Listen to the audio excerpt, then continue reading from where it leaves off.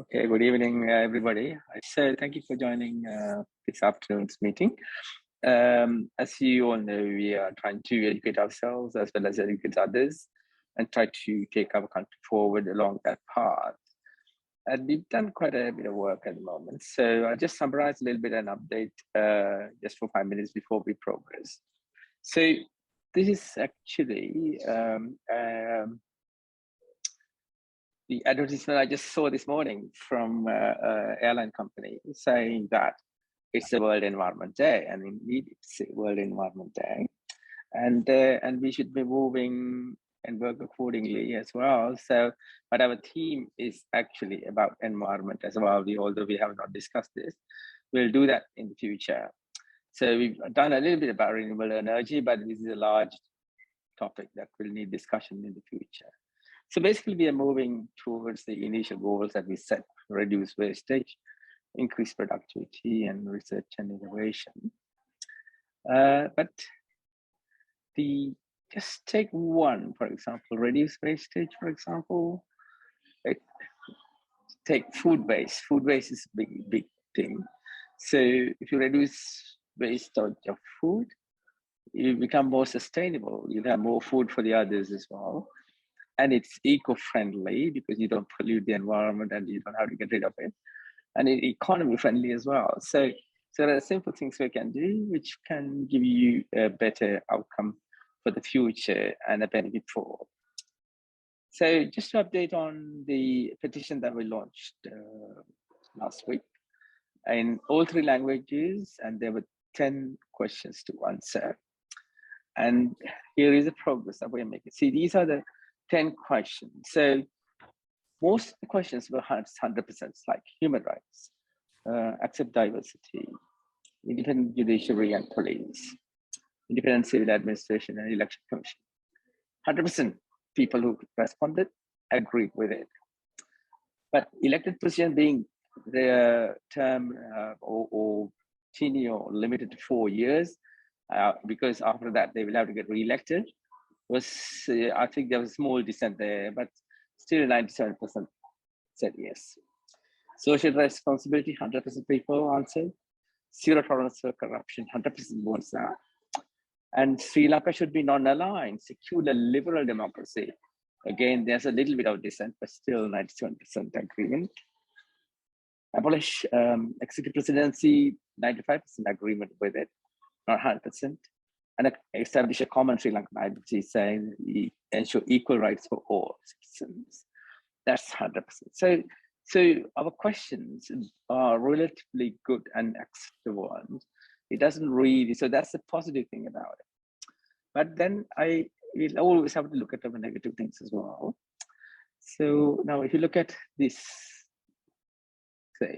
so we have received so far only 45 responses. And I must thank the people who were brave enough really to get into this and answer fearlessly what they think. That is the important thing about it. Even including people who dissented, because we liked the feedback, and that's how we can correct ourselves for the future. So I'm sure many people would not have answered because we have requested some personal information. That's the personal name and the national ID card number. National ID card number is basically because otherwise we can't make the petition valid, particularly if you're going to Supreme Court, because there's no national ID card number for children, and there is no, only Sri Lankans will have a, so no Sri Lankan children will get an ID card. So it's only the voting qualified people who will also be able to sign the petition. There was a question saying the percentage for zero tolerance for bribery, corruption. There's no percentage, and in fact, actually 100% agreement for this. Sorry, I forgot to put that 100% in here. There was a question. So I was talking about why people may not have signed. That's one. So people are really worried about getting their names exposed, or say they're going in one way or the other. That's one problem in Sri Lanka. And then that's obviously because in the past, there's a lot of history of retaliations and personal losses as well, and lost to property because of various actions, particularly goons, if you say, if that term is used, you might get attacked and various things and happen. And they're worried about hackers as well. So, but unfortunately, so if we all get together only, we can mitigate these risks. We can't really mitigate the risks by separating ourselves. So if you look at that, and then see here. So we are doing the maximum to protect all the data we collect. I want to assure you that. And I must tell you, there's only one person who has access to this data. As a coordinator, I don't even know who is answering and who is not answering because I don't have access to data either. A national ID will be released only to the Supreme Court if it's requested. We know our petition will go to 4 people, but none of the ID card numbers will be printed in any of those. And ID numbers will be only available to this particular one person. And we are kind of thinking whether we can code it so that what is saying is a code rather than the number. So that will make it even more secure. So taking it from there, we'll be talking about food banks and basically trying to get there now. Sundays only in Sri Lanka, and AM particularly for collection for any donations or anything coming in, and PM for distribution. And the recipients will be registered in an online database. This is to avoid corruption to some extent and also make sure that people who need it do get it. And the Sunday coordinator will be reimbursed if possible, at least the traveling expenses, etc. And we're planning to use local temples, churches, and mosques as centers so that we don't have any expense in relation to the place. So if you want to be involved, or if you want to start something like that in a small town in Sri Lanka, whatever, please do contact us because we do need to get this started. And with social responsibility, these food banks will mostly focus on these groups that we've already discussed in our petition. In relation to small entrepreneur projects, yes, there is some sustainable mechanism support stoves is beginning. So I'm happy that will take forward, but we'll report about this project later on once it's got hold of it properly. And then we have project 2. We quite like to, if possible, to teach younger children, not academic content, but about living, like humanity, diversity, tolerance, safety, etc. And if people can produce videos or whatever, teaching material, whatever, we can upload all that, and that's completely no cost if you volunteer to produce some of these, and these things will be helpful for children. Or you can do online teaching for a short time, or activity, any kind of activity which you can start online actually. So that's one thing. So basically we have the focus on system change at the moment, and that is today's talk is also going to be on system change. Our problem, this is my personal view, is our education system problem. It has not much changed since independence, which was really designed to produce servants and not leaders. And if you see, even in today, I mean, if you go to school, I mean, a young child can't express their views freely, and they can't even, they will look at dissent or troublemakers and so on. So rather than to have a positive attitude for different ideas and so on. So this is something that we need to promote. Anyway, we'll hear about that from today's speaker, Kitsri Ratnayake here. I'm glad that he's come forward, and he's the former director of the Department of Meteorology in Sri Lanka. And he has a BSc degree and MSc Phil in physics, and also a degree in meteorology. He's had several research awards as a scientist during his career. So I'm sure he'll be able to give you a good talk. I think he will talk in both languages, maybe English and Sinhalese, because I saw his slides in English, but I think he will talk in both. So Kitsri Ratnayake, welcome. I'm going to take my slides down, and I have made you the co-host. So Right. you should be able to take it down. Yeah, okay. This Yeah, is good. right. This is the proposal for suitable education system for Sri Lanka. I tell you, Dr. Chura introduced me, so I'll go to the second side. So actually, before going for the education system, there are some general proposals for general. These are general proposals. I noted down only only two. First one is appointments of all public servants must be based on educational and other qualifications. So I don't know whether now these systems are there, but still I think when you read the second one, religious or any influence must not be entertained in all recruitments for public service, for public sector. So at present, of course, all of you know there are so many influences when new recruits are made. So especially the politicos can send their people to any place in the public sector, and there are some religious people also who have influences. So my proposal is we have to stop all those things. All the influences must not entertain.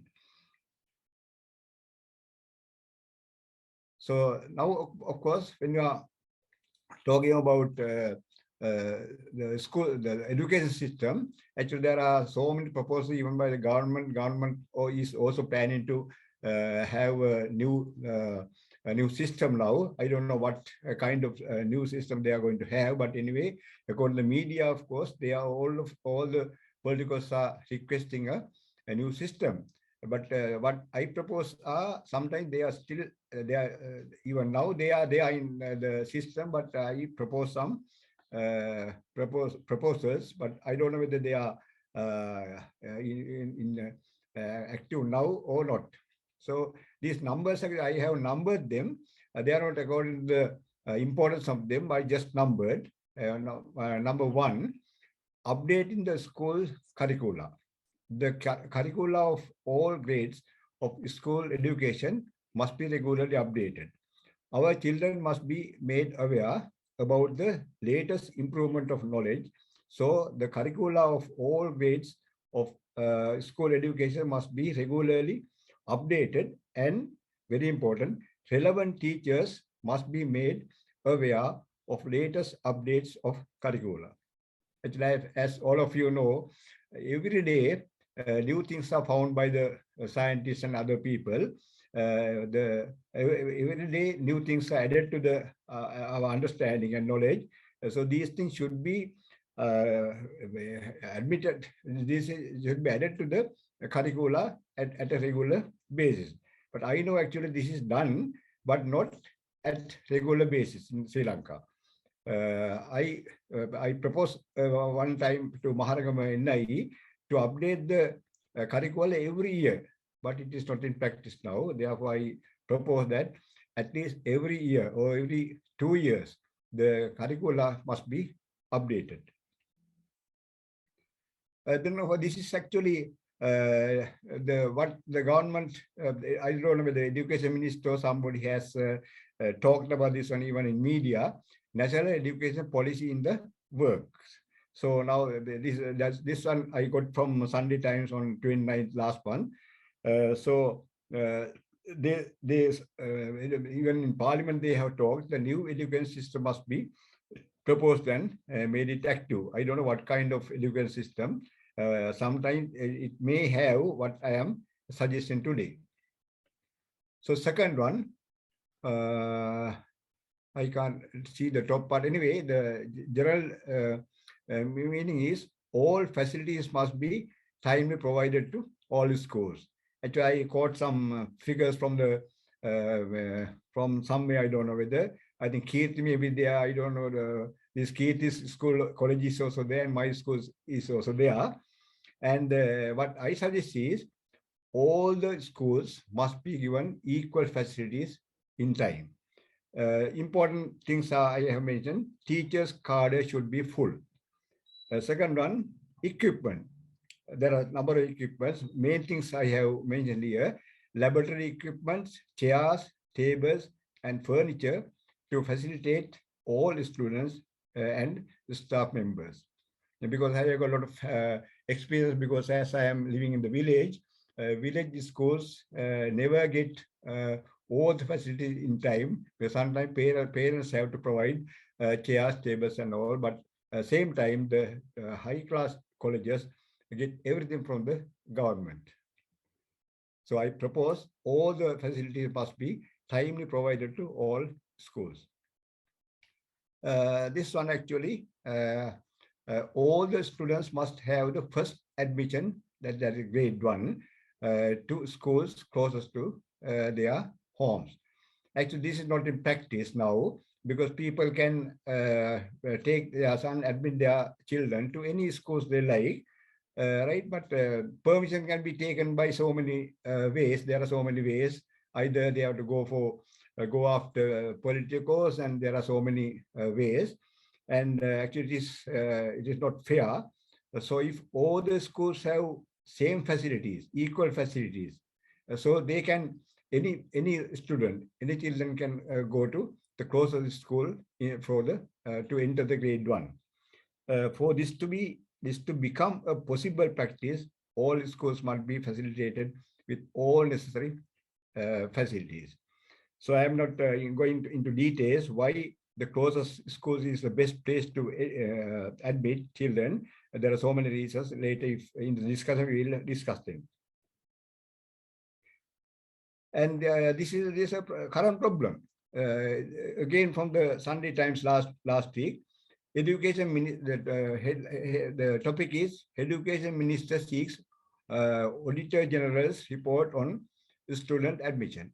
So Education Minister also in trouble, because now at the moment in schools the number of children for a particular class is limited, 40 to 45. I don't know why there is some fixed value, but in some colleges, especially in high class schools, colleges, the school number of children are more than the card, more than the card. So in this particular case, in some school, there are about, I think, 50 or 60 students in the class. So Education Ministry is finding a problem, because it's an illegal thing anyway. The principal has taken more than the fixed number of students into the school. So then appointments. This was very important. Appointment of school teachers. Now there are so many problems in Sri Lanka. What I suggest is all schools must be facilitated with full cadre of teachers to teach all subjects relevant to curricula. I mentioned all subjects because there are some schools where teachers are not available to teach some particular subjects like science and maths and all. Then appointing some teachers to rural schools with insufficient facilities. In Sinhala, the education department called Duskara Pasal, Duskara schools, located at distant areas. It must stop. Actually, I don't know whether you have experience. I have experience because there are so many teachers who are getting the first appointment to a very distant school. Normally, rural school where teachers are not, they don't like to work, but those are called Duskara schools, the Duskara Pasal, and first appointment. Normally, most of the teachers are getting in this very Duskara means low facility schools. The problem is there are so many teachers in my village also. In the Duskara Pasal schools are very distant. Therefore, they have to travel by 2-3 buses to go to the school from the hometown. So it is a very critical situation, not like in UK, USA, Japan, and China. Here, the buses are not functioning very well regularly. So teachers find there is one teacher in our village. She started the journey at 4:15 bus from village to go to the school about 75 kilometers from our village. So she had to travel so many hours to go to the school. And in returning after school, of course, she comes home at about 5:30 or 6:30. So this is one problem, right? Other problem is in these rural area colleges, all as teachers got appointment on this basis, this current school basis, they always try their best to get a transfer. So they know how to get it. Either they go to a politico. There are so many ways in Sri Lanka. I am not, I'm not talking everything here, right? So they have so many ways to get support from other people to get a transfer. So what happens? When she or her any teacher get transferred back to her village, again there is a vacancy created. So always ultimately what happened? The students are deserted. So they're very that is very one problem. Other problem is now you know the teacher salaries are very small salaries. Therefore, they have to spend so much of money for the traveling. That is also a problem. So there are another proposal later we'll discuss it. So that this system of appointment must be stopped. Then of course private tuition racket. This I don't know whether when we studied, there were no tuition problem. Our teachers taught everything what we wanted to know. All the syllabus were covered within the school. In only some teachers did some after school classes, but free. We did not have to pay money. But now the Sri Lanka situation is completely different. Private tuition has become a very good business now. Even public teacher, even school teachers, they have private tuition class in the afternoon. So they insist their own children to come to their classes, after school classes, tuition, but not free for money.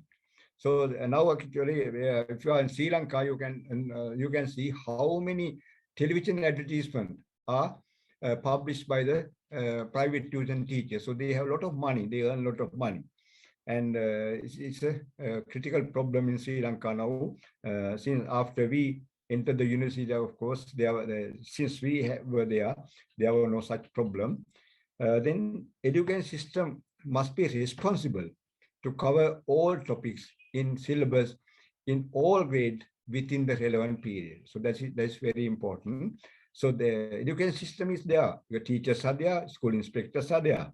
Though they should be take all the possible ways to cover the syllabus, all the syllabus of the topics within the school hours. Relevant period means school hours. There are 1 year for grades 5 to grade 9.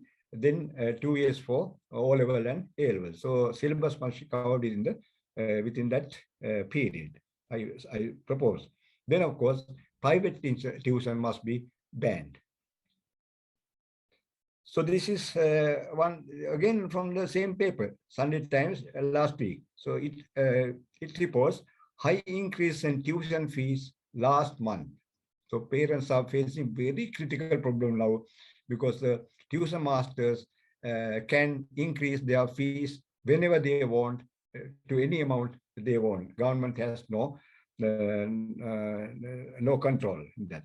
So this has become a financial problem. It has a record now. Then actually there is some reason why when someone Kirti and we were going to school, actually all the teachers covered the syllabus. We did not have to go to tuition, go for tuition. But now all the students, most of all the students have to go for tuition class. Why? The responsible administrators must take prompt steps to solve those problems, because there are number of problems, reasons, but I have noted down I think only 4. One thing is existing vacancies in staff cadre. Again, we go to the number 2, or if all the schools are schools have this full staff, actually this problem doesn't arise. Existing vacancies in the staff, so they should be filled in time with qualified teachers. Second one, inefficiency of teachers. So this is the difference between our time and now. Our time, all the teachers were very efficient. They wanted us to pass in the examination. Therefore, they worked hard. But now they are not. They are very most number of teachers are inefficient. Next one, inefficiency of school inspectors. That is another thing. Inspectors are there. They just come. I have experience. They come to the school and have some talk and all, and then a party, tea party with cakes and all, then go and note a report in their book. That's all. They have to insist the teachers to do all the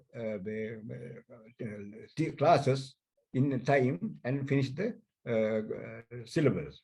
They have to insist the teachers.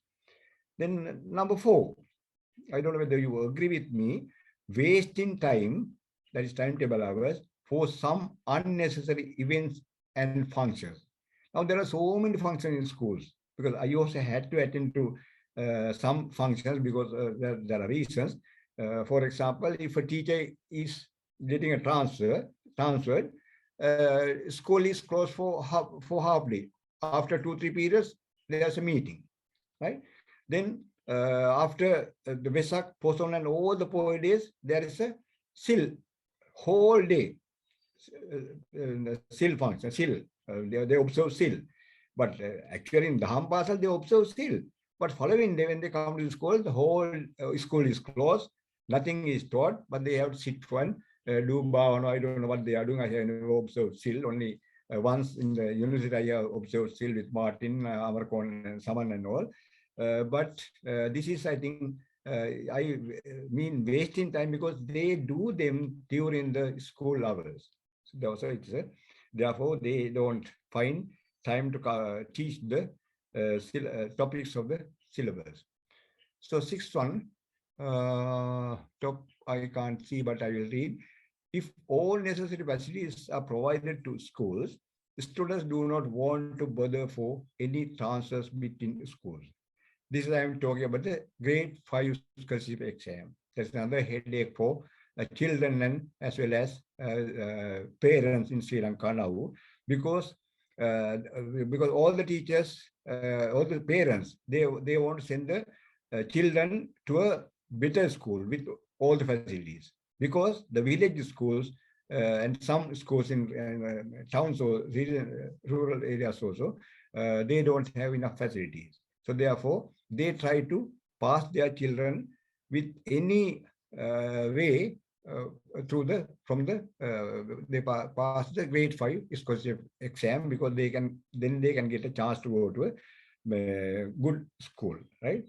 So this exam is annually unnecessary burden to students and parents, because I will explain later if you want why it is a burden, right? So it has already created a number of problems for teachers as well as students and parents. So then we come to the O-level and A-level examination. Again, one problem is the not covering the syllabus in the school. So school inspectors and teachers must take the responsibility in completing the teaching all section of the curricula in time, and revision and I can't remember that word. Past paper discussions must be organized within timetable hours. Can you hear me? You can, no? Dr. Chula, can you hear me? Yes, I can. Yes, I can, Abhi. All right, very good. Right. Then, of course, this is again, of course, we have to go to the second one. That is incomplete staff in staff card in schools, because in many schools the syllabus is not covered within 2 years by teachers. One reason is sometimes inefficiency of teachers. Other thing is there are not the card is not full, so there are no teachers, or all the time teachers get transferred to other schools and new teacher comes, then of course due to that one syllabus is not covered. Ultimately what will happen, the students have to get the support of the tuition teacher. Again, that problem what I discussed earlier, monetary problems, transport problems, parents have to face problems, and there are some other problems which I don't like to talk here. There are many actually those things also somehow we will have to talk about those problems. There are many problems in tuition classes regarding with tuition teachers' behavior. Examination centers must be located at areas close to students' residence. That is to cut down traveling time and avoid disaster. Every year, this problem arises. But this year, it was clearly seen by all the people because the this year, the O-level exam was fixed to last month, 23rd. Last month, May 23rd, you know, all of you know, southwest monsoon season starts in Sri Lanka. And many areas get very heavy rain, continuous rain, and floods, landslides, everything, all the disasters are very common in month of May. And month of 22nd of May, the south monsoon date. But without considering all those things, education department, some people have fixed the O-level exam date to 23rd of May. What happened? The student found so many problems. So if you read media, you must have seen them. And here, of course, you can see students. This time, they were they were answering the answer scripts. They are sitting for the examination under umbrellas because that I don't know what the reason, roof getting leaked or something. And of course, there were a number of photographs in the newspapers where students using umbrellas in answering the questions, right? And there are so many problems that later we'll discuss. So actually, if far as possible, education department or somebody concerned must arrange students to go to the nearest examination hall to answer any examination, sit for any examination. So next one, again, I think the same topic. Students sitting for examination should not be disturbed by natural and man-made events. That is very common thing in Sri Lanka, not like UK, USA. I think UK, USA, even the drivers don't use their horn even to disturb others. But here, the disturbances are very common. Problem is, we don't mind whether they do any disturbances during other times, but examination times, students must be able to answer very carefully to the answers. But if they are disturbed by natural and man-made events, it is very, I don't admit that one. Those must be stopped by law. Natural things, solar radiation, because I have seen in one school, the students could not answer read the papers because they were facing to the rising sun, right? Then other thing is the teachers there, those people who are arranging them, they must consider those points. Then bad weather conditions, like what happened this time, right? So they must, when they arrange the timetables for the examination, they must consider all those things because education ministry people, they know the weather and other things better than us. And man-made is very common in Sri Lanka. Noise pollution, because ice cream man. There are so many Mudalali people who are using speakers to sell the things here, right? Right. And even the fishermen, they use a loudspeaker to sell the fish, and the vehicle is going close by the schools. They don't mind whether the students are doing any examinations or reading a book, anything. They don't mind. And the temples have their Pirit Desana and other Bana Desana, right? And there are so many people who use their whole day Dana Utsava, right, offering Dana. During the daytime, they use speakers, right? Because there are so many things like that. I don't know whether why the people, education department don't understand. I myself have written so many letters to the education department, not regarding with the examination, but generally, we are disturbed by noise pollution. So at least during the examination time, people, the education department and the government has to think about them. Therefore, I propose these things must be banned at least during the examination periods. And that's what I have to tell you. So when if there are any problems, so I can answer them. So actually I can't type in Sinhala. That's why I prepared the sites in English. So if you want any explanation even in Sinhala, I can do that. So thank you very much. Yes. So it's time for any questions. Are there any questions from anybody? Please place that.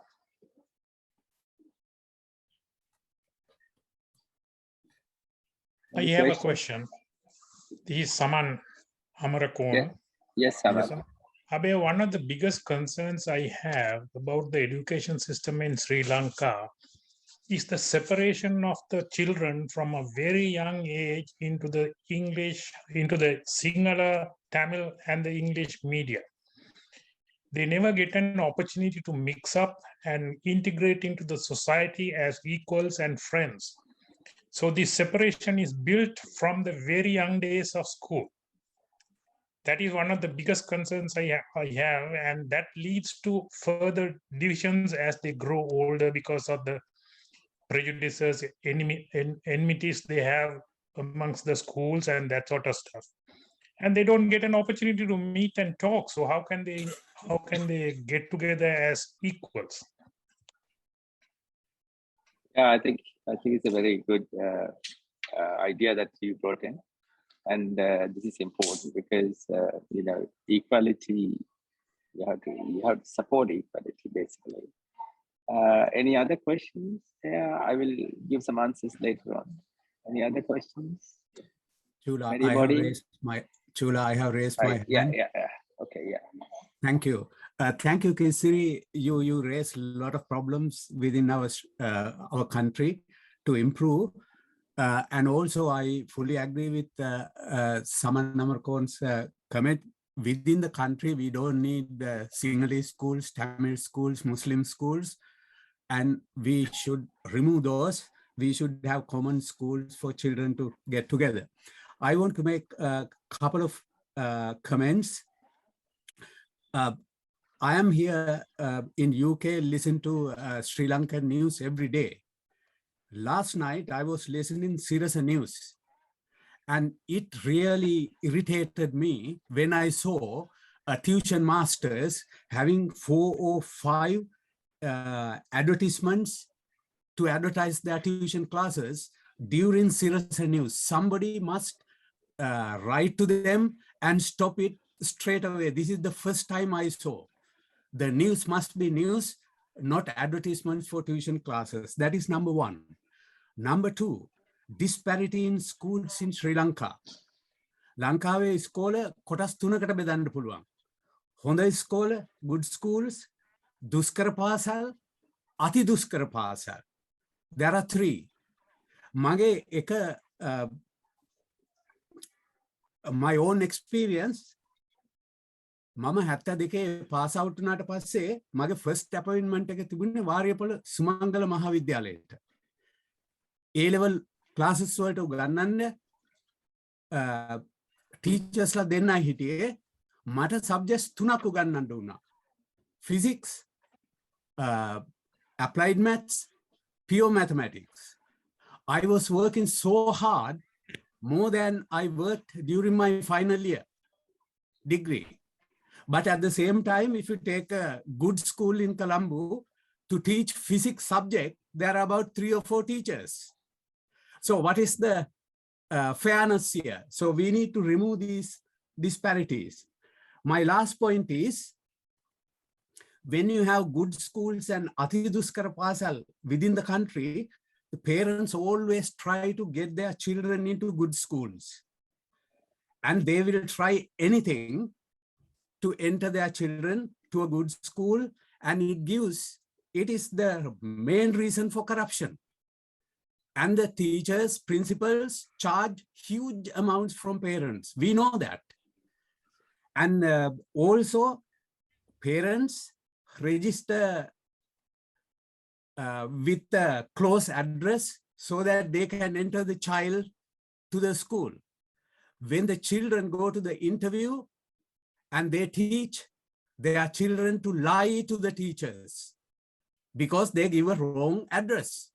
They live somewhere else. But can you see what damage we do because of this disparity? We have to change this. Cuba is the best country because everywhere you go, every child has a school and all the schools have same facilities. We need to remove this disparity. And I came across some people who came to UK. They were discussing to develop swimming pools in good schools. You know that in Atiduskara schools, they don't have a roof. They don't have desks and chairs. These are the things we need to develop. We need to give basic facilities so that children can study with the closest school without any problem. Thank you. Thank you very much, Pradhan Das. I think Lakshman, you have also raised hand. I'm not sure who raised first. Lakshman, you have raised hand. Yeah, thank you. Thank you. Thank you, Chula. Yeah. It will take a few minutes. There's somebody else raising the hand. Please, there's somebody else who raised the hand. Gunasekaran, yeah, okay. I also put my hand up. Gunasekaran is raising it. Yeah, I couldn't see the. Very sorry. So, because when you raise the hand on I the think screen, Mervin, your can't hand see. is very dark. That's why you can't see it. Yeah, Mervin raised his hand first. Yeah, okay, Marvin. Okay. Okay. Okay, Marvin. Here we go. I think you have to change the color of your hand. Yeah. Okay. Whoever wants to go first. I'll go after that. Lakshman, you are there. Okay, I'll take 2 minutes. Okay. It's a very good presentation, very realistic and very highly critical of the present situation of our education. Excuse me. I think Abe touched upon on several very important points. It's the ideal situation if we can have equal facilities, equal number of teachers, everything in all schools. That's the 100% ideal situation. The problem is the practical point is can we afford it at present? I think it's a very good idea. Someday we have to achieve that all facilities for all schools. Then there are a lot of other problems that he mentioned can be resolved very easily if we have all facilities for all schools, or at least some kind of uniform system like what is in the UK or any other countries. Students are first sent to the nearby school, say primary, and then sent to the next secondary and all that. Some kind of graded school system can minimize this disparity to a large extent. So this is the ideal situation to have all facilities in all schools and with full cadre of teachers. I think in 1970s, this district basis system, the quota system, district basis for A-level students to enter the universities was brought up because of this disparity in facilities at the A-level classes. And that was introduced as a temporary measure, but temporary measure for a few years, but still it's continuing because still we don't have equal facilities even at very competitive A-level students who are sitting for very competitive advanced level examination. So this disparity exists as a result of poor inadequate resources and funding. So that is something I think we must include in the new constitution, that equal education for all citizens or something, at least more work towards that end, give the highest priority in the allocation of funding to someday within few years to come to this situation that Abe mentioned. Then the private tuition, yes, it's a #1 record or mafia, you may call it. It has established. I don't know any other country this has been established up to this level, because without tuition, nothing will happen, and no students can go to the universities in the present context, because tuition has become a must for children. children of rich parents as well as poor parents. So that is there. I don't know by law whether you can stop it. This is again due to the lack of facilities and the disparity among our schools. Grade 5 scholarship examination, it is something like the district basis. It's good as long as we must have it, as long as there's a disparity in schools, because that's the only way to select good students from less privileged schools. I think Abe, I don't know, Dharme, I know, and I myself, we came thanks to this kind of competitive exams. Otherwise, we would not be here. So that is scholarships exams, grade 5, should be continued until we achieve equal facilities in all schools. Yeah, the most recent example was the students sitting for their exams under umbrellas. There's a new addition to the Sri Lankan education system, as I mentioned. Again, lack of facilities in all the schools, and also the accountability and the responsibility of the principals, even to repair the roofs of schools. So these are the things, deterioration of the public system. So all these, I think we must, the take-home message is we must take education and the top priority when we draft the new constitution. Thank you.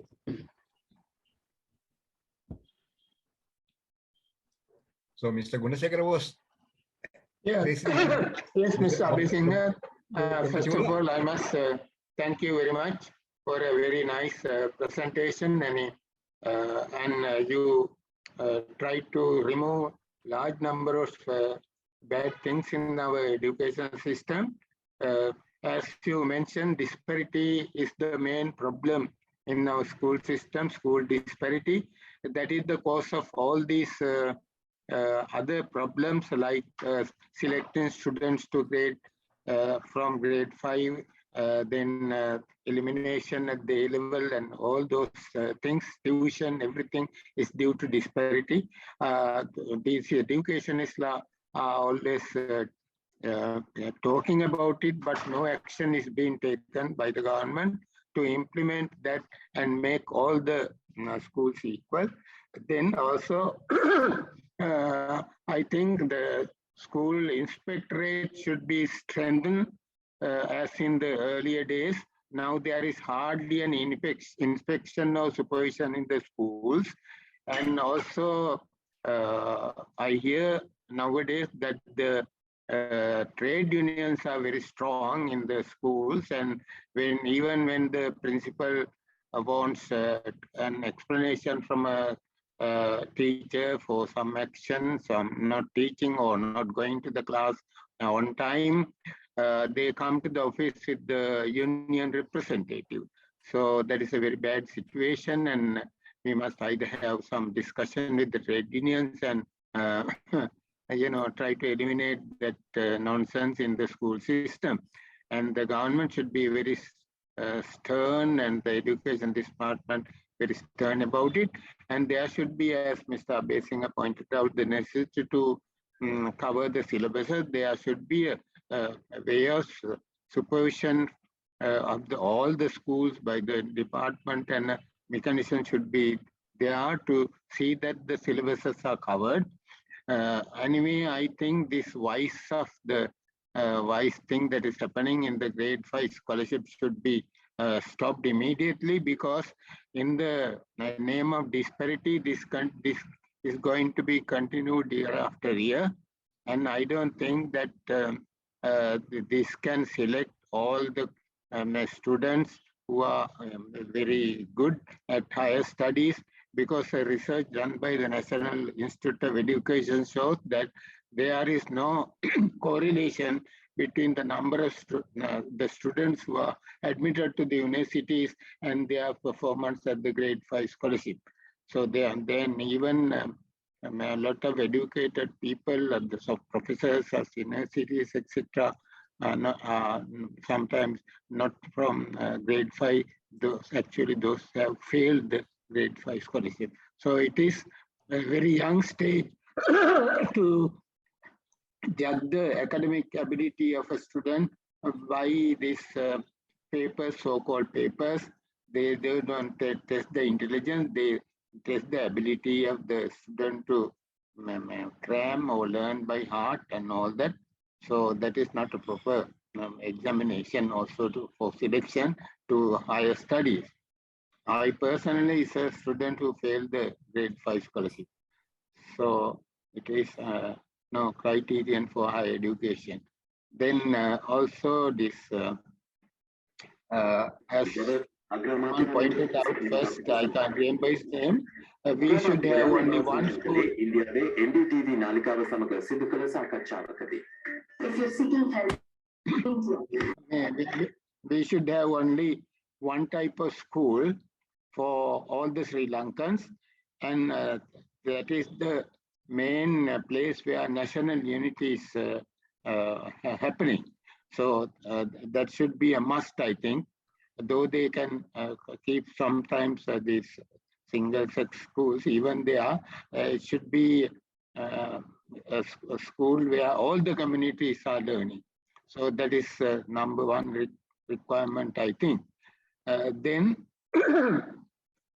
as someone pointed out, that in the remote areas, there should not be remote areas are there, but there should not be schools with low facilities. All the schools should be equipped with the same type of facilities, and for teachers who are transferred there, they should have quarters to live. So those are the things, but I don't know any government will try to implement this, because they are not worried about the rural schools and the rural children, as you know, they are worried about only to get the vote. After that, they are trying to improve all the facilities in the towns and the good schools, and not worried about the other schools. So that is the thing. Then grade 5 scholarship should be abolished at all. And though there are some people who have been selected, there are other mechanisms to select schools, not students. They can be selected at the O level, for example, for a better school if they want. Then, also the very important thing is in-service for teachers. Now it is not happening at all. Those days, during the school vacations, there were a lot of in-service classes given by the education officials to school children and state teachers to equip them with the modern knowledge and the methodology and all that. So now it is not happening. Those should be re-established. Anyway, thank you, Mr. Basing, again for giving us a chance to express our views. Dr. Chura, don't forget Kirti is there. Sorry? Dr. Chura, Kirti is there. Yeah, I can hear the two people. So Kirti next. Yeah, thank you. Yeah, Kirti, yes. Right, okay. Yeah. Thank you very much indeed. Now, first of all, Abe, you have covered a very wide range of subjects in your speech, and you have identified lots of issues, real issues, genuine issues. The difficulty is when you have lots of issues, lots of problems, it's very difficult to solve them in a efficient way. So we have to try and break down the problems into smaller chunks and try to solve them one by one. So that's one thing. The other thing is, during the discussion, many good points came up. I think someone brought up the fact that people are segregated based on the language, which is not a good thing. Yes, I fully agree. And also Lakshman identified many issues that, the real practical issues that we have to deal with. Lakshman also pointed out something I'm a little bit confused about. Lakshman said in the 70s, the district basis system brought up was to solve the problem of different school criteria. But in fact, my understanding is quite different. In the 1970s, we brought in a racial discrimination system to discriminate Tamils against education. The children were taken into schools based on the racial basis. Suddenly, Tamil people with 2 A's and a B and a C could not enter engineering or science, because only 16% of the places are allocated to the Tamil people. But Sinhalese and the Muslim benefited from that. So people kept quiet. So in the 70s, I believe Mr. Jawardhan in 78 brought up the district basis to solve that problem. So I think we should not forget that. So coming back to the issues, Abe has raised lots of different issues. I think we need to clearly identify a step-by-step solution, tackling one step or one problem at a time in small steps. I don't think we can change the whole system in one day or 1 week or even 1 year, because it's an issue about the way people think, and it's a part of the culture. When I say culture, I'm not talking about the Buddhist culture or the Sinhala culture. I'm talking about the way people think about issues.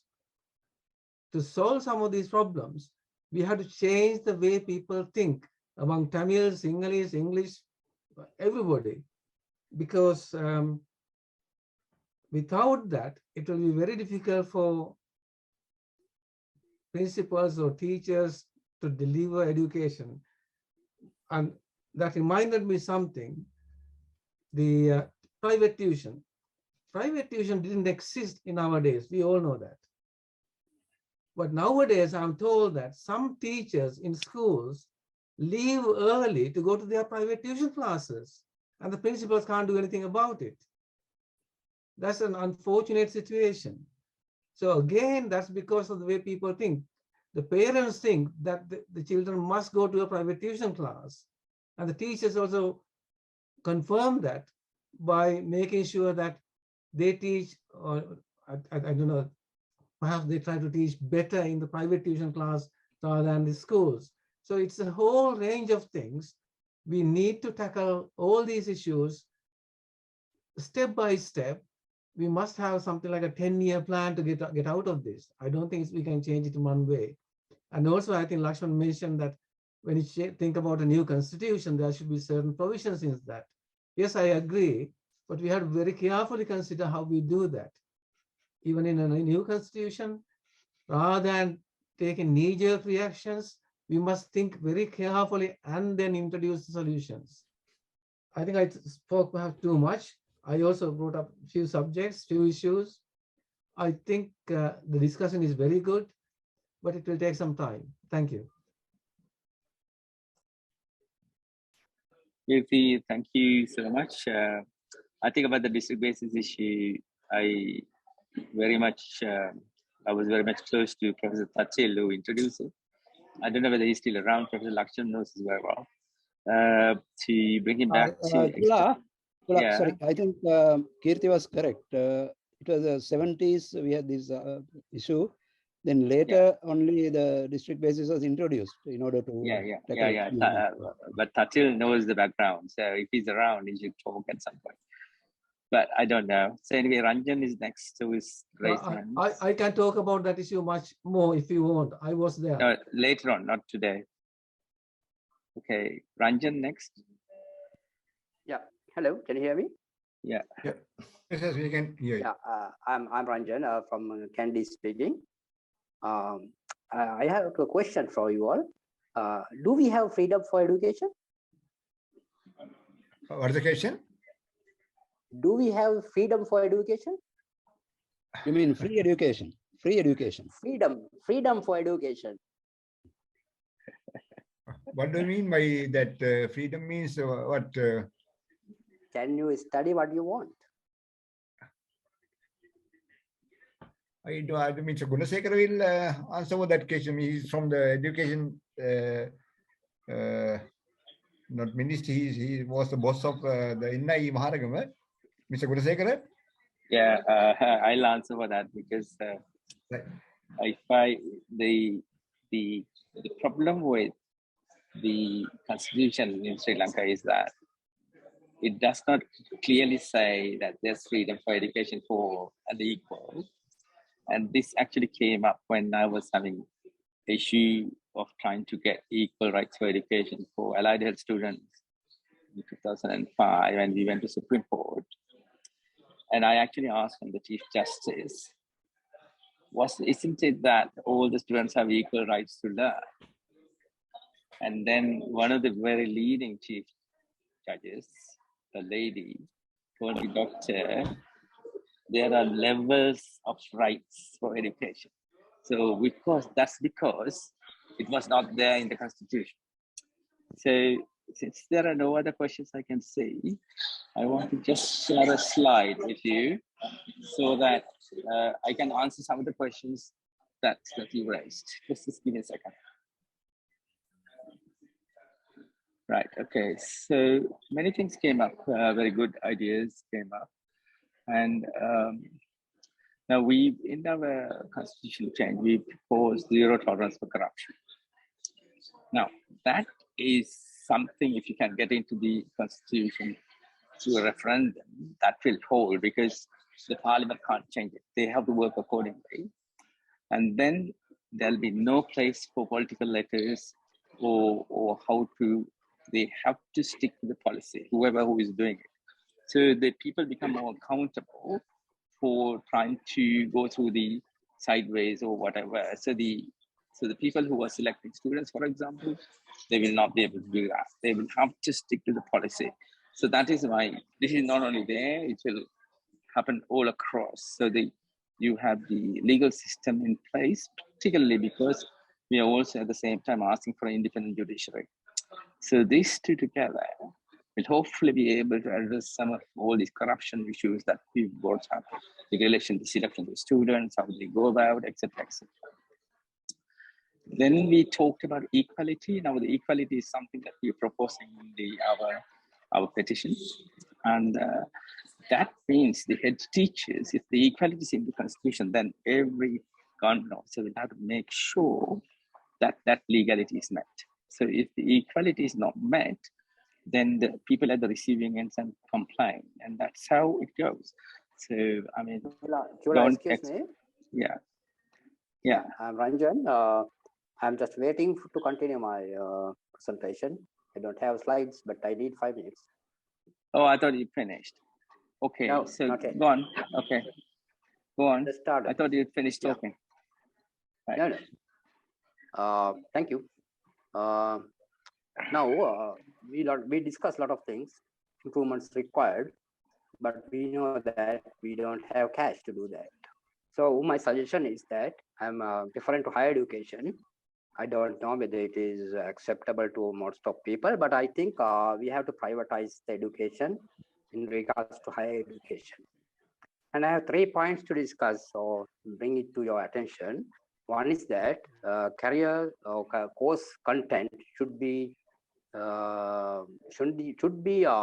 monitored by the government, whoever does what it is, but government should have some sort of regulatory system to control, standardize the course contents. Number 2 is that at least 15% of GDP should be allocated to education, at least.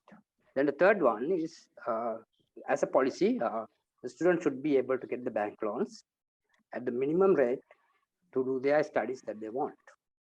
Those are 3 things. Main topic is that education should be privatized with some controls and some infrastructure development facilities with 15% GDP. We can keep the government education system also equally strong as the private sector. Thank you. Any comments on there? Any comments from the others?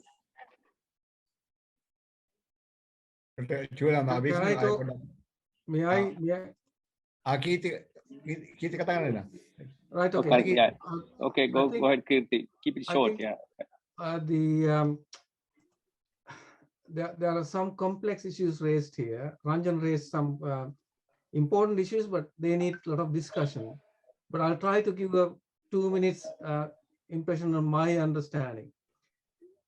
Privatizing education, higher education, there are advantages, there are disadvantages. There's a high risk that the poor people and the people with different, unprivileged backgrounds will lose out.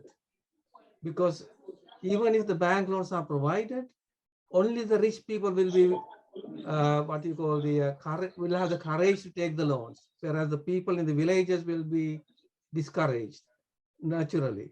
As a result, although the government may have the good intentions, it is likely to work against the people in rural backgrounds and the what's about less influential families. So therefore, I would say, I wouldn't say no to that, but I would be very careful about that. So I think that's all I wanted to say. Abe, if you want to make any comments, please. Yes, Dr. Chula, may I? Yeah, talk? please. Yeah, Mervin also there, but you can go ahead. Yeah. Right. Actually, my answer was given by Kirti. I also wanted to have the same idea. And other thing is, I think very good discussion. Now I have so many points to propose for the better education system in Sri Lanka. I will most probably I will write personally on my own. I will write a letter to the education minister sometimes because now I get new points. And regard with what talked by Dr. I think Dharme, that actually we at the start of our discussion about 2 months ago, we talked about the corruption. So now the education section or education division is number one tag for corruptions, because as Dr. Dharme was telling, that in admission to the school, children admission, some schools principal take a bribe, and sometimes the village person take bribes, and sometimes they, as Dr. Dharme was telling, actually the people change temporarily, they change the addresses. For that one also, the relevant people who are having that city address, they take money from the children's the parents. So I know there are so many examples. And then of course recently there were I think Lakshman may have read them in newspapers. There were a number of cases where school teachers took sexual bribes from mothers of the children, right? So it is very open now. So there are so many reports. So because of this unequal facilities in schools, as parents want to send the children to the better schools or high-level schools, they volunteer to give bribes, to any kind of bribe to get the permission to admit their children to high school. So therefore, by rule, of course, this must be stopped, and it can be stopped by giving the equal opportunity to all the schools, as Mr. Gunasekar was, I think, agreed. So thank you. Okay, thank you, Ratnakar. Any other question? Any other person who wants to talk? Can I come in? Yes, please. Can I just raise one question? That's about the free education. As suggested, it is a good way to finance the education. But even if we try or propose, I think the people will agitate so much that they even will topple the government. So I don't think it is a wise measure. Yeah. There are 3 people raised hands now. Okay, so let me make two. Yeah. One is a response to what Ranjan proposed about privatizing higher education, and Keithley's counter argument that will discriminate against the poorer children. Perhaps the way forward might be having, in addition to what we have, introduced private good quality universities, maybe reputed universities from around the world, to set up campuses that charge. And the solution might be that there are examinations, and children who get good grades and get scholarship from the government, so that they get the fees, they get the money to afford those places, like some of the leading American universities do. So that might help the brighter, more capable children or access to good quality universities and for higher education they could not afford otherwise. And having the private organizations also puts the onus on them. If you are charging money, you have to deliver a good service, not like the government schools and unaccountability, not delivering value for money. I just want to move on to the original presentation by Mr. Abhay Singh. I made a couple of notes which I want to share with you. One is, I think Sri Lanka has got this huge contradiction as a society that we need to look at. And one example is when you go to arrive at Colombo Airport, welcome to paradise is the big slogan that we like to pander. But once the unsuspecting tourist goes through that and comes through, paradise is all but, right from the touts try to get your bag and everything else, you have to battle your way through. So before we go around calling ourselves paradise, we really need to look at our systems and say, is this the correct example? Because the reason I'm saying this is earlier on in Mr. Abeysinghe's presentation, he did mention that, Sri Lankans put so much importance to our education. We, all our kids, we, pour knowledge into them, so many hours of work, tuition, everything else, because we see education as the way forward.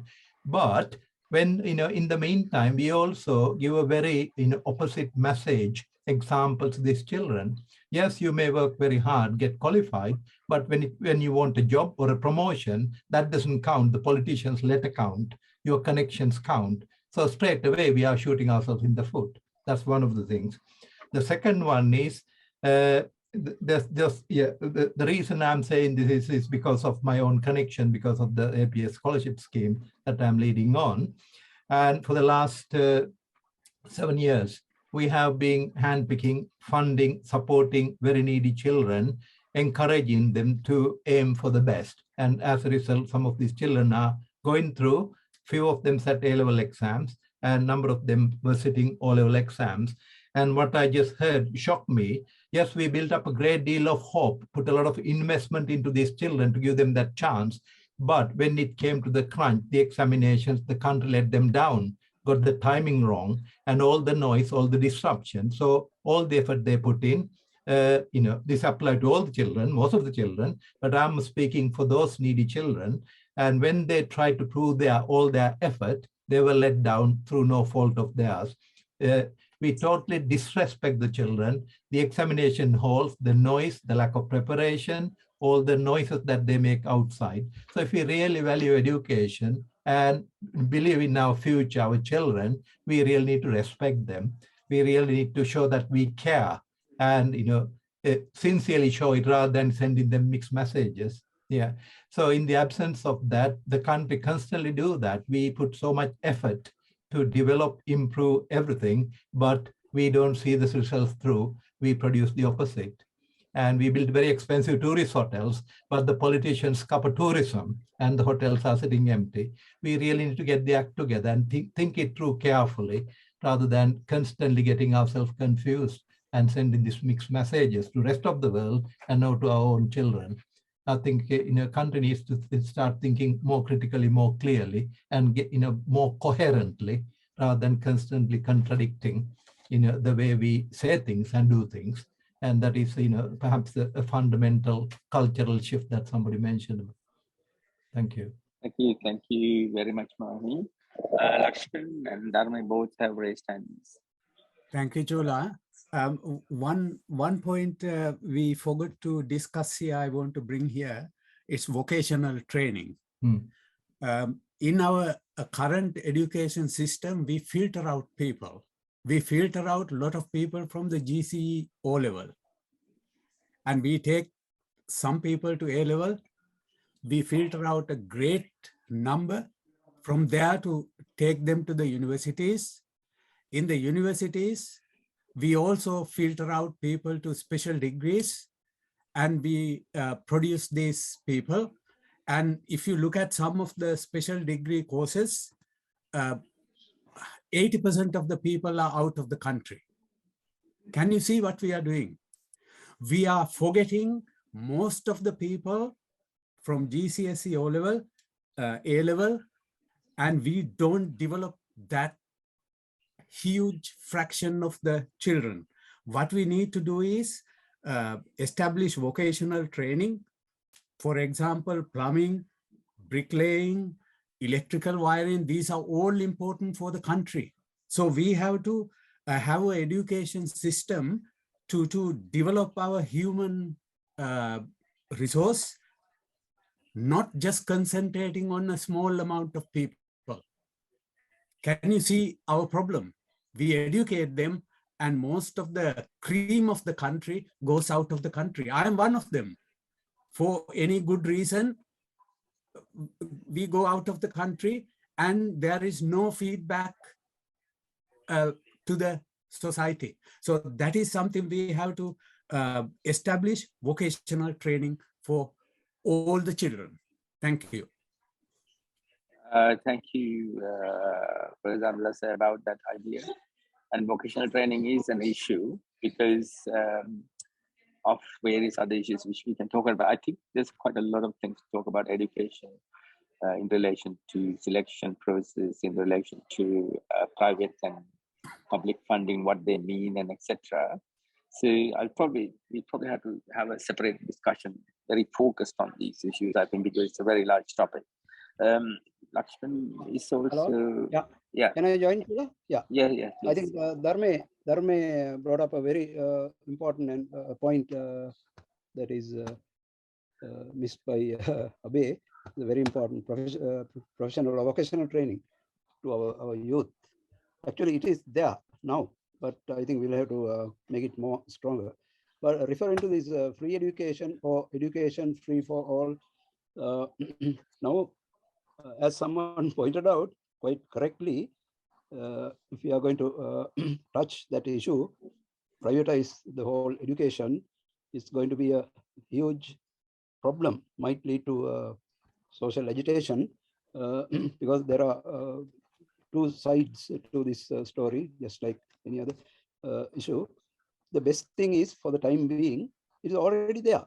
Private education from kindergarten to university is already there in Sri Lanka. So I think the best solution would be to have both in competition. And I think all the people in this audience, I think, are product of free education. That is one of the strengths that we have maintained over the years. So if somebody wants to take the private track, there is already opportunities available, private education right from the start. Then health also, we have both private health sector and government health sector. Government is free. And then banks, we have both state banks, private banks, and transport, we have both transport, state transport and private transport. So it's already there in the country. Thank you. Okay. I think there are no raised hands anymore. I'll go back to my slides to answer my questions. So I was talking about what we have done to date, and then about the zero tolerance for corruption. If this is the constitution, most of the corrupt activities will have to be liable. So whoever who are involved will be liable if there's an independent judiciary. So things like appointment by letters or whatever, no qualification, etc., will stop. Equality. Now, when we got equality, it's in the constitution. That means the head teachers will have to be sure that they're equally treating all the students. So that will be quite hard. In a way, people will have to change their way of working. The student facilities, we'll talk about, there's inequity again, but again, the same thing, if you got it in the constitution, will have some effect on that. Then the education focused on ability is something that we have forgotten.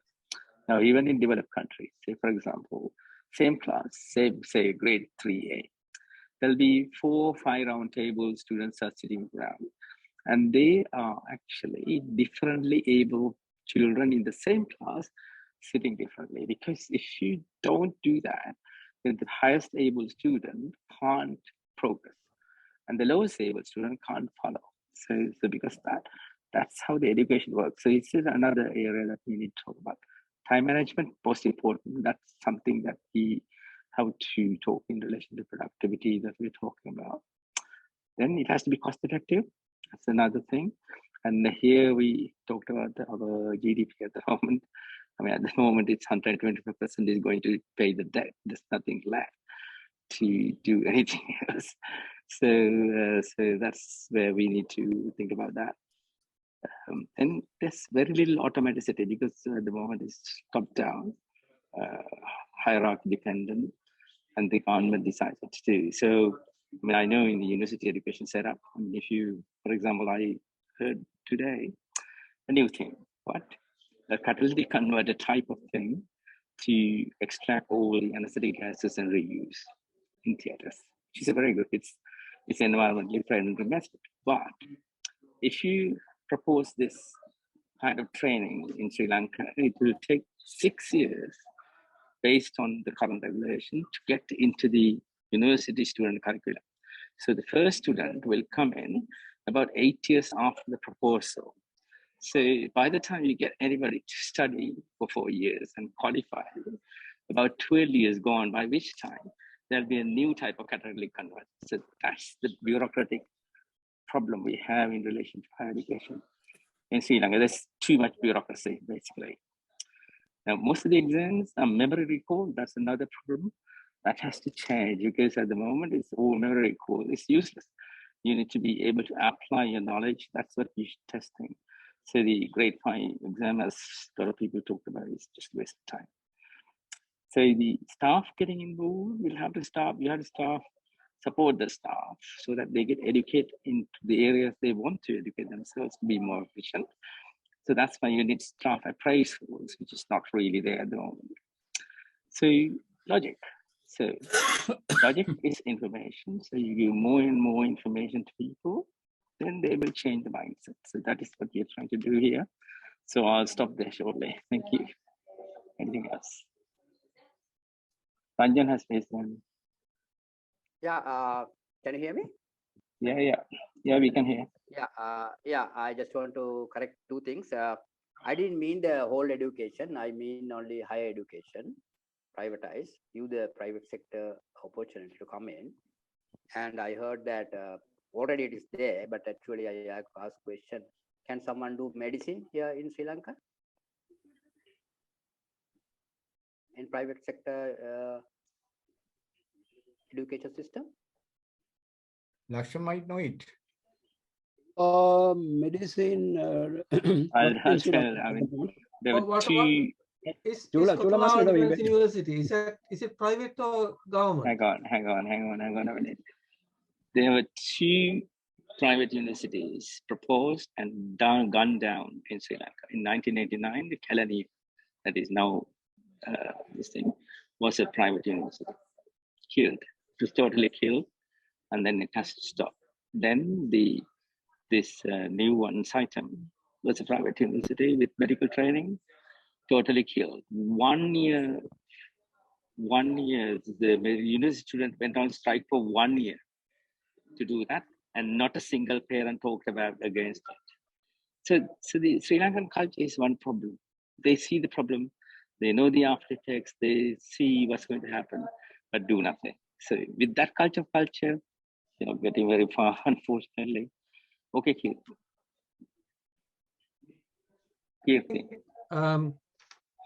Of course, we are talking about the higher education, not just medicine. So we have to be very careful not to pick and choose. The second thing is, I do understand, I was not in Sri Lanka at the time, but 2 medical schools tried to be established on the private basis. There was a lot of opposition to that. Again, I believe that is because the organizers could not give confidence to the average public. It's a fair system. It appeared to be an unfair system favoring the rich people. So that is what we have to recognize. We must bring Can you people... stop there? I did not favor rich people. It was the cost that was required to support what needs to be going. But anyway, I'll talk about it later on. So it's good if you just put in the facts, yeah? So the thing is, what is happening is these private institutions, they may be good, but at the moment we are handling everything in the not so perfect manner. We must make sure that everybody has equal opportunities, whether rich or poor or Tamil or Muslim or Sinhalese. I think that is what is missing.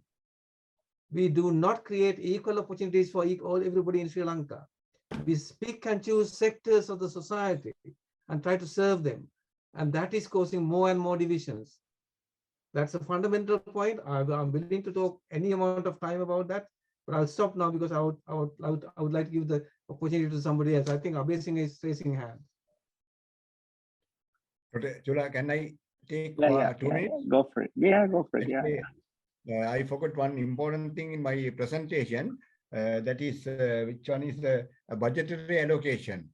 Actually, there were so many discussion in locally. Actually, in allocation money for the education is negligible.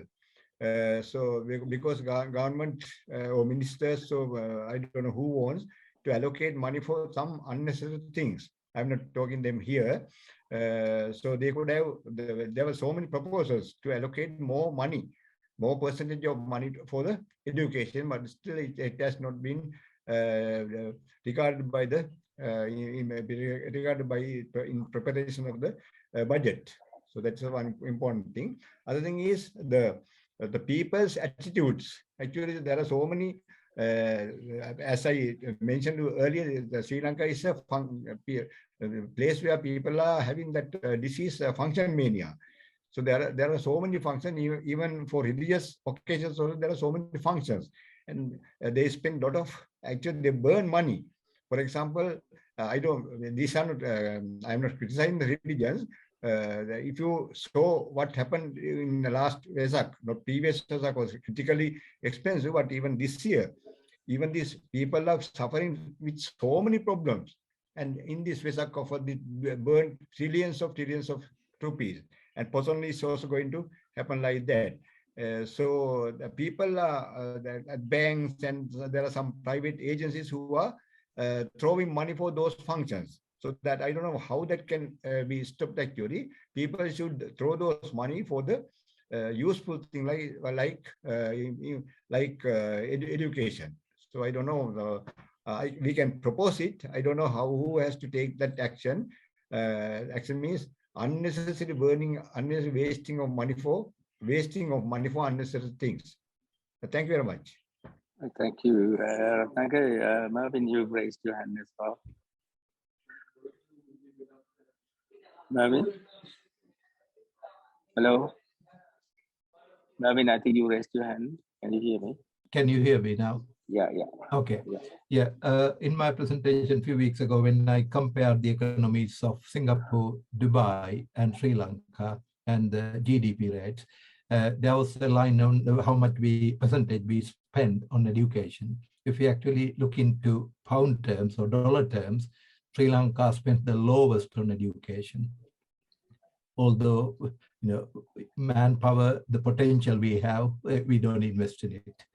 And also it's a known fact that within whole of Asia, Sri Lankan teachers allegedly are the lowest paid people. So in a way, we are sending a signal both to the teachers as well as teachers that we don't value education the way we treat them. So that in turn will also translate into this booming, corrupting tuition industry that we all talked about. Yeah. So the teachers don't teach in the class because they don't have the energy, or they need to save the time to prepare and deliver the second income called tuition. Now, apart from that, there is also another downside to that, the work-life balance element that we Sri Lankans typically forget. In the West, they get that right. Yeah. And when they rest, they rest. When they work, they work. A lot of people don't even answer phone after work. They have they're right. They work very well within the time they are paid. So we give that bad training, bad example to our children and also the teachers themselves. So instead, if the teachers are paid what we call a living wage, a decent wage that will allow them to live as a teacher with dignity, and that will negate the need for tuition, and that will save them the energy and time to prepare and teach properly in the class, and the kids will be focused and they learn. And then kids can be kids. When they come home, they have time to play and exercise and relax and be more creative. And they learn better, they become more productive. Otherwise, we generate, creating future generations of unfit, unhealthy, stressed out people and underperforming and not managing their time. So in a way, I think we need to look at those things, the work-life balance, a living wage, and how we, the significance, the value you put towards education. So yeah, thank you. Thank you, Mervyn, for putting that thing together, because it's actually a really complex issue when you take it all and you linked it now to some extent in relation to country's productivity, what you spend for education, etc., and also why the teachers are going to do tuitions, etc.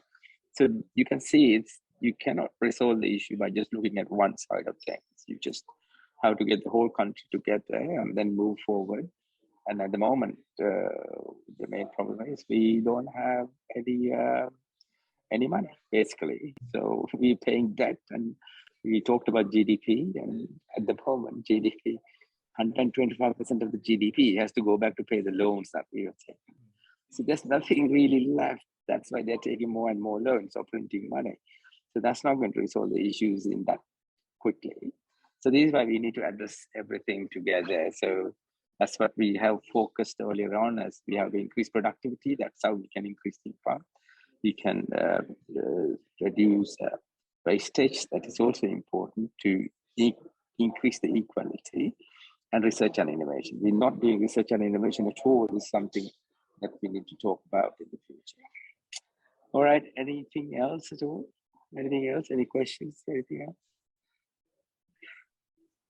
I think it was Mervyn suggested a very good thing actually. Yeah. We know that actual teachers are I think, lowest paid minimum payment is for teachers. I think they are not paid very well. So for that's why I forgot that my budgetary allocations for education should increase. Then of course teachers' salaries can be updated to some good figures. Then of course, yeah. Okay, thank you. Say, for example, like in Singapore, the salaries need to be linked to the performance. So if the teacher is not working, you don't get much. So they had, I don't know the exact amount, they didn't get the full salary. They got about 60% of the salary, and the rest of the things were linked to their performance. So then you get a full salary. So anyway, so these are complex issues. I'm not the expert to talk about it, but we will raise those things as time goes on, and we all will learn from that. Thank you very much for participation. Anything else, too? This is something Lee Kuan Yew did in Singapore. He said the teachers are the people who train young people for the future. So I want to increase their salaries, and he increased the salaries to a very high level for teachers, and things happened. Yeah, very true. But then you have to have train the trainers going as well at the same time. True. Because if they are not efficacious, it's no good. So it all depends on the productivity that you get from this teacher's commitment. So you have to have a mechanism of doing quality assurance of a teacher quality and how it goes. So, I mean, this is what I got involved. I was talking to after going on a conference and on the way back, and I was trying to talk the salary culture in Singapore, and this is one of the teachers who was not quite happy with the system they had, but that's what the real thing about. So they could not play about in teaching even. They have to be productive. So if you teach a student and all the 100 students fail, then that's the issue. You don't remain a teacher like that. So just need to think about all that as well. Same with the universities. If the students are going on strike after they qualify and ask for certain jobs, then that university has to be looked at, see whether that money is used or properly spent. So it's a long issue. So anyway, I think we were learning from everybody for a while, and then Kirti raised the hand again. Yes, Kirti. I thought I'll just add a comment about the teachers. Now, I am associated with a lot of schools in the UK, so I'm talking about the British system. In the British schools, the teachers have regular training And also their salaries are extremely good. They have extremely good opportunities to go forward and improve their salaries as well. And also in many schools, in many situations, it is indirectly performance based. Teachers don't get automatically high salaries. They have to prove that they are really contributing to the improvement of the life of the pupils in the school in many ways. So I just wanted to add that. Thank you. Yeah, thank you, PUC. And then I just add into that because people think that schools are equal in the UK. It is not. It's still an issue. It's been raised again and again and again.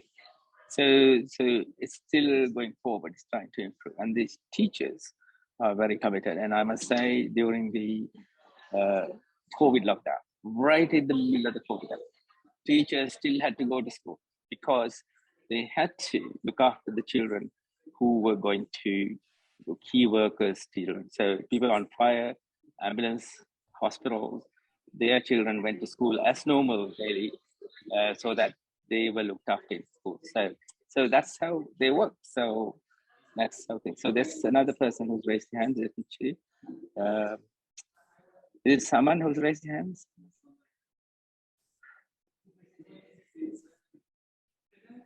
So someone has raised the question saying, what is the next step? I mean, we roughly talk about issues every Sunday at this time, regularly on various issues. And we learned a lot along the way. We try to bring in somebody who is expert or who want to talk about, who want to volunteer to talk about a subject, and then get other people to answer, because we got a very multi-ethnic, multi-professional, multi-ethnic community contributed, and also people living in various places, patriotic, and so on. So you get a very good feedback from all around. So we are basically learning, and then we can use the learning as the foundation to get ourselves move upwards. So then only you'll make what is called good logical decision making. So we talked a little bit about logical earlier on, so that's what it is. So we're slowly getting there. So if you can make a contribution, please let me know to the email that I've shown, admin.srilanka.com, and then we will try and fix a date for you guys to talk as well on the subject. Because this is very good. This is not a blame culture situation. We are learning from each other, and then we are recording all this. And I will put a transcript of that in our website so anybody can read it, record it, and then we check it from there. And I think we've seen a very good collaboration all this time. I must thank everybody who has contributed, and people now seem to see our videos as well. I mean, last week I looked at the analytics. Our results have gone up about 200%. So that means more people are logging into. Very good. Thank you very much. Can you please announce next week, next Sunday's program? Yeah, okay. I could briefly say next Sunday is 12. And I had previously sent an invitation to Rohan Tatiagoda, who is an excellent zoology teacher and excelled in many ways, and had international awards. And he has said he will speak next Sunday for us. So you reserve next Sunday, and I will send the advertisement shortly. I'll talk to him, confirm exactly what he's going to talk about, and then I'll let you know. It will be a really interesting meeting, and please do come. And also, it's a rare opportunity that you will be able to ask direct questions from, which is also important. So please, if we can have the questions written down, it's even better rather than doing like this. So that I will say that, because if I raise the questions before, then I may be able to get him to prepare for those as well. Okay, so we'll get there. Hopefully he will be there next week. I will let you know soon. Thank you all for joining. Anything else? Unfortunately, I shall not be able to join next week. So my apologies. That's okay. We will listen to it online. All right. So what to do? No problem. Okay. Thank you so much. Anything else? Lakshman, bye. Okay. Goodbye then. Bye. Bye. See you next week. Saman. Bye. Good night from Sri Lanka. Bye. Databasing.